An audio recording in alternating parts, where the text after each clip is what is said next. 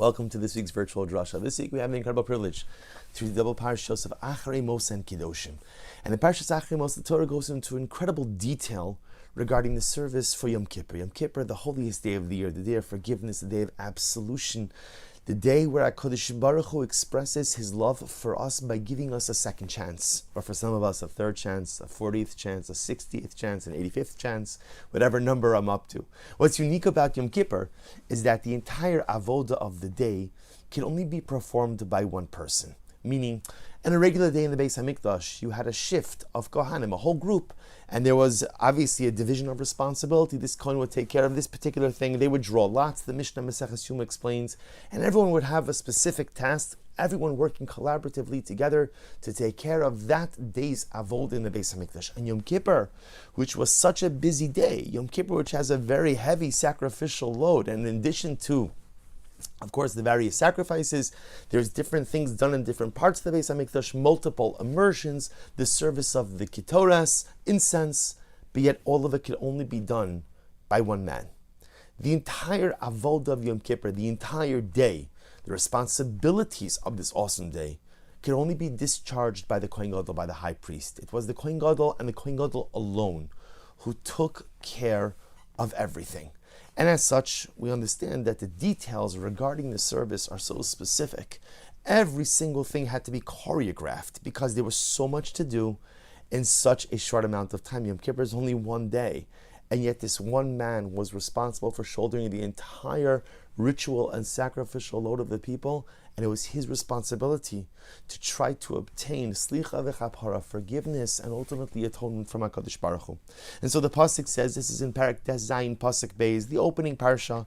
Vayomer Shem al Moshe, HaKadosh Baruch Hu says to Moshe Rabbeinu, Daber al Aaron achicha, speak to Aaron your brother, va'ayavo b'chalei sel HaKodesh. Now remember, the apex, the zenith of the Yom Kippur service is the entry into the Kodesh HaKadoshim, the entry into the Holy of Holies. This was only permitted to one man once a year. Only the Kohen Gadol on Yom Kippur was permitted to go in. Not only that, but the Kohen Gadol on Yom Kippur could only go in if he was carrying the Ketores, if he was carrying the incense. Can't just go in. And again, you're permitted to go in a very, we'll call it narrowly choreographed ritual and way. So therefore, HaKadosh Baruch Hu says to Moshe, tell Aaron, you can't come all the time into the Holy of Holies. On the other side of the curtain,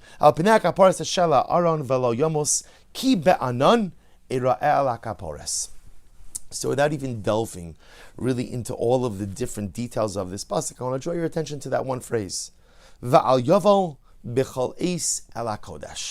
You can't, simple, pashut pshat, it's a straightforward phrase.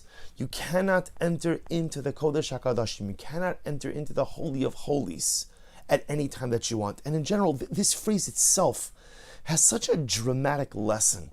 You know, we spend our entire lives trying to come close to HaKadosh Baruch Hu.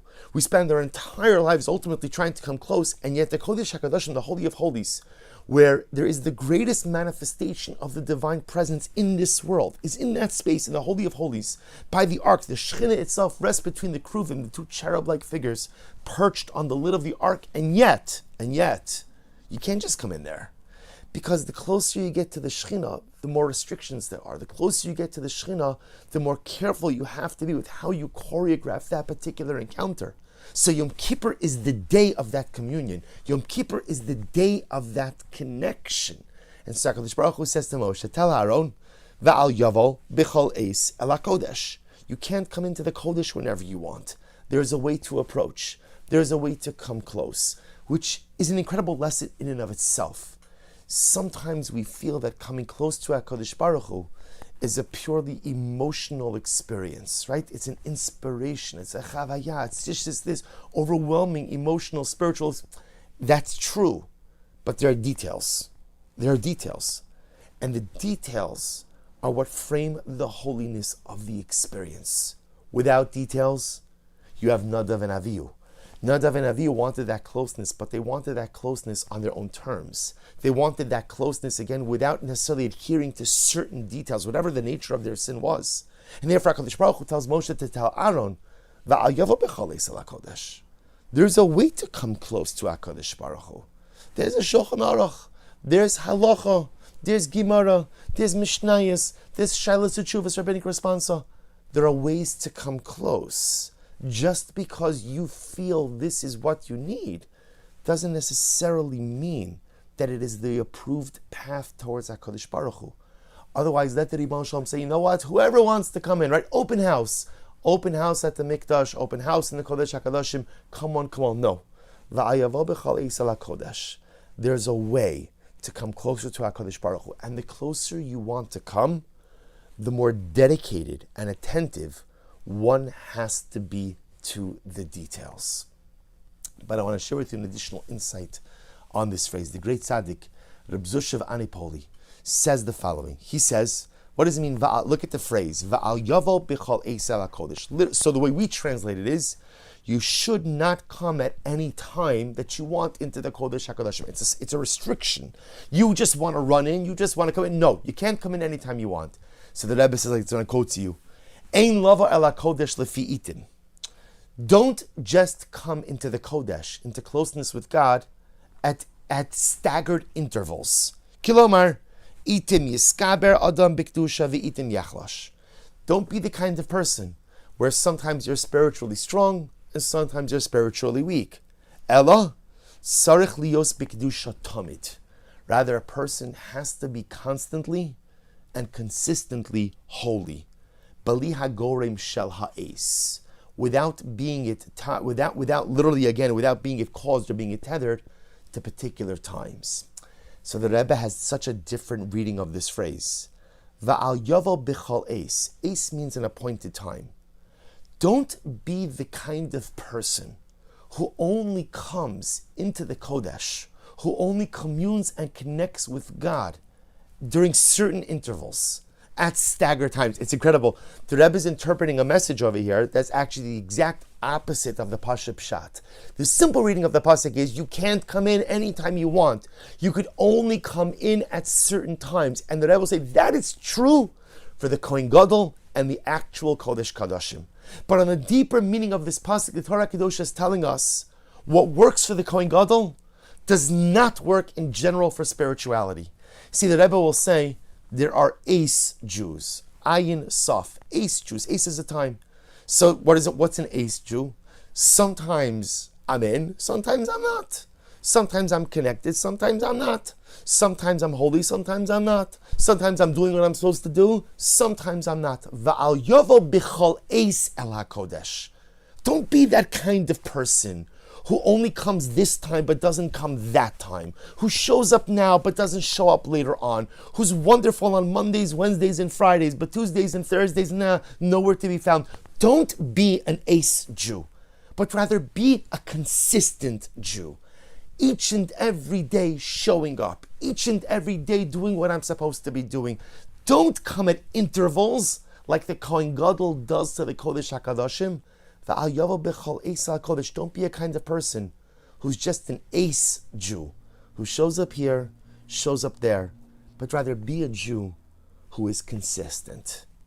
It's an incredible, incredible insight and an incredible interpretation, and something we know that is absolutely unequivocally true.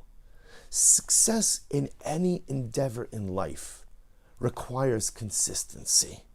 If I want to build a beautiful marriage, I need to be consistent. I want to be a good father, I need to be consistent. I want to be good at my job, I want to be good in athletics, whatever you fill in the blanks, whatever you want to be successful in life, always requires consistency. And yet, the greatest challenge for so many of us is consistency. Right? The Rebbe is saying, don't be an ace Jew, be a consistent Jew. Don't just show up at particular times, but always be engaged. And of course, Rebbe, Zushav Anipoli, of course I agree with you. But what you're describing over here, Rebbe, is what I struggle with the most in life. Because, again, consistency, I think, for many of us, is the greatest struggle. It is the greatest struggle in my marriage, and it's the greatest struggle in my parenting, and sometimes it's even the greatest struggle in my career, and it is most certainly the greatest struggle in my Yiddishkeit. I love HaKadosh Baruch Hu, and I love Torah, and I love mitzvahs, and I love spirituality, but I struggle to be consistent. And you fill in the blank, because we all have our own struggles in consistency. For some of us, it's davening. So for some of us, it's tefillin. For some of us, it's Shabbos. For some of us, it's kashrus. For some of us, it's haras hamishpacha. For some of us, it's learning. Whatever, you fill in the blank. But I think the common denominator of the human condition is we all struggle with consistency. And yet here the Rebbe is giving us a mandate. The Rebbe is saying, Kadosh Baruch Hu tells Moshe, speak to Klal Yisrael, specifically speak to Aaron. When you speak to Aaron, you're speaking to all of us. Va'al yovo Bechol Eis El HaKodesh. Don't be a person who just shows up in an ace. Don't be a person who just shows up at a point in time. Be consistent. So how do I heed this advice? How do I internalize this message of consistency? When it is consistency, or when consistency is the very thing I struggle with the most. My greatest struggle is trying to be consistent consistently. And perhaps we have to frame it a little bit differently. Perhaps the way to look at consistency is kind of not as a continuum, right? We look at consistency as something that I strive for day after day after day, week after week, month after month, year after year, decade after, that's consistent. Maybe we have to start with a more modest goal. And maybe the more modest goal is just being consistent today. Let me start with creating a day of, one day in which I am consistent. And choose the area of consistency you want to focus on. Don't try to be consistent for a week. Don't try to be consistent for a prolonged amount of time. Just try to be consistent for today. So imagine if today I say to myself, you know what, today I'm going to be consistent with making brachos. Okay.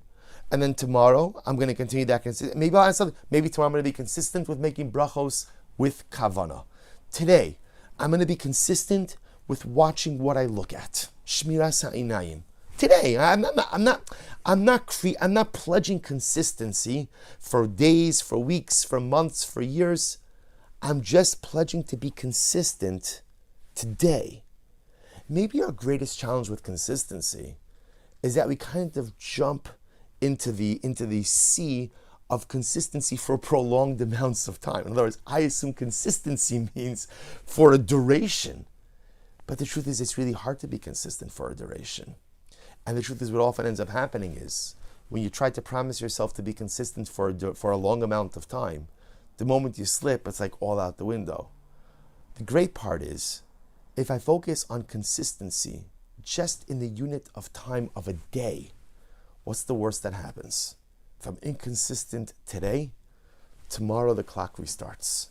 And I have another opportunity to try to be consistent.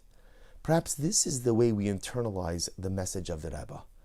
Don't think about consistency as a continuum that runs throughout life, but think about trying to establish consistency within the one unit of a day. And I believe that's all HaKadosh Baruch Hu wants of us, because, dear friends, at the end of the day, you can't really guarantee much more than today. Va'al yovo b'chol eis el HaKodesh, a simple pasuk which teaches us two profound lessons. Lesson number one is, the closer you want to get to HaKadosh Baruch Hu, the more meticulous you have to be with the details. And lesson number two, let's strive and aim for consistency. I don't want to be an ace Jew. I want to be a consistent Jew. But instead of looking at consistency as large swaths of time, let's just focus on being consistent today. And if I'm successful at that, then I'll focus on consistency for tomorrow. And soon enough, and sure enough, I string together those days and they become a beautiful lifetime of consistency. Wishing everyone a good Erev Shabbos and a beautiful Shabbos Kodesh.